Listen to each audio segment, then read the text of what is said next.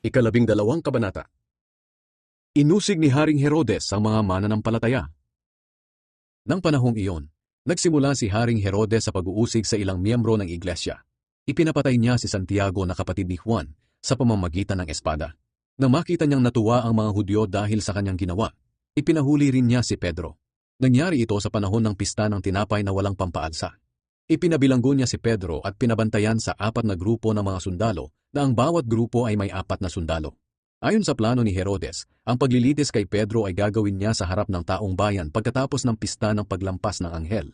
Habang nasa bilangguan si Pedro, patuloy ang taimtim na pananalangin ng iglesia para sa kanya. Ang himalang pagkalabas ni Pedro sa bilangguan. Noong gabing bago iharap si Pedro sa paglilitis, natutulog siyang nakagapos ng 2 kadena sa pagitan ng 2 sundalo. Mayroon pang mga gwardiyang nakabantay sa pintuan ng bilangguan. Walang ano-ano'y biglang nagliwanag sa loob ng bilangguan at nagpakita ang isang anghel ng Panginoon. Tinapik niya sa tagiliran si Pedro para magising. At sinabi, "Dali, bumangon ka." At natanggal ang mga kadena sa kanyang mga kamay. Sinabi ng anghel, "Magdamit ka at magsandalyas." At ginawa nga iyon ni Pedro. Sinabi pa ng anghel sa kanya, "Magbalabal ka at sumunod sa akin." At sumunod nga siya sa anghel palabas sa bilangguan. Hindi alam ni Pedro kung totoo ang nangyayari. Ang akala niya'y nananaginip lang siya. Dinaanan lang nila ang una at ang pangalawang grupo ng mga gwardya. Pagdating nila sa pintuang bakal na patungo sa loob ng lungsod, kusa itong bumukas at lumabas sila agad. Paglampas nila sa isang kalye, bigla na lang siyang iniwan ng anghel. Saka lang niya nalaman na hindi pala ito panaginip lang. Sinabi niya, "Totoo pala talaga na ipinadala ng Panginoon ang kanyang anghel. At iniligtas niya ako sa kamay ni Herodes at sa lahat ng inaasahan ng mga Hudyo na mangyari sa akin." Nang maunawaan niya ang nangyari, pumunta siya sa bahay ni Maria na ina ni Juan Marcos. Maraming tao ang nakakatipon doon at nananalangin. Kumatok si Pedro sa pinto ng bakuran at lumapit ang utosang si Roda para alamin kung sino ang kumakatok.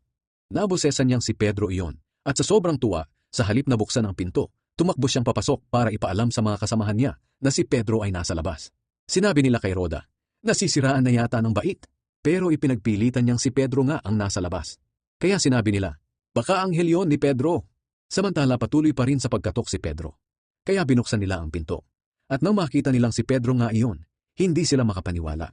Sinanyasan sila ni Pedro na tumahimik. At ikinuwento niya sa kanila kung paano siya pinalabas ng Panginoon sa bilangguan.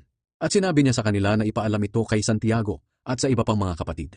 Pagkatapos umalis siya at pumunta sa ibang lugar. Kinaumagahan, nagkagulo ang mga gwardya dahil wala na si Pedro at hindi nila alam kung ano ang nangyari sa kanya. Nagutos si Herodes na hanapin siya. Pero hindi talaga nila makita. Kaya pinaimbestigahan niya ang mga gwardya at ipinapatay. Pagkatapos, umalis si Herodes sa Judea. Pumunta siya sa Cesarea at doon nanatili. Ang pagkamatay ni Haring Herodes. Galit na galit si Haring Herodes sa mga taga-Tyre at taga-Sidon. Kaya nagkaisa ang mga tao na makipag-ayo sa hari dahil sa bayan nito nang gagaling ang kanilang pagkain. Bago sila pumunta sa hari, kinaibigan muna nila si Blastus para tulungan sila dahil siya ang katiwala ng hari sa palasyo.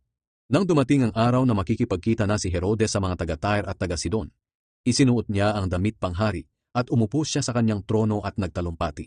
Sumigaw ang mga tao, "Isang Diyos ang nagsasalita at hindi tao." Nang oras ding iyon, pinarusahan siya ng anghel ng Panginoon dahil hindi niya binigyan ng papuri ang Diyos. Inuod siya at namatay.